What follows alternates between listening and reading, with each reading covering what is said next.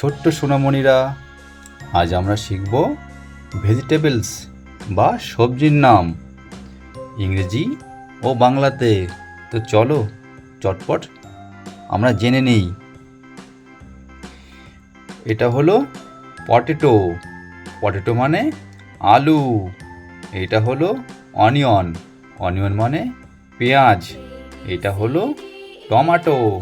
Tomato মানে tomato. এটা হলো পিস। পিস মানে কড়াইশুঁটি। এটা হলো লেডিস ফিঙ্গার। লেডিস ফিঙ্গার মানে ঢ্যাঁড়স। এটা হলো ব্রিঞ্জল। ব্রিঞ্জল মানে বেগুন। এটা হলো ক্যারট। ক্যারট মানে গাজর। এটা হলো র্যাডিশ। র্যাডিশ মানে মূলা। এটা হলো ক্যালিফ্লাওয়ার। ক্যালিফ্লাওয়ার মানে ফুলকপি। এটা হলো ক্যাবেজ। ক্যাবেজ মানে বাঁধাকপি। এটা হলো স্পিনাচ। স্পিনাচ মানে পালং শাক। এটা হলো পামকিন। পামকিন মানে কুমড়ো।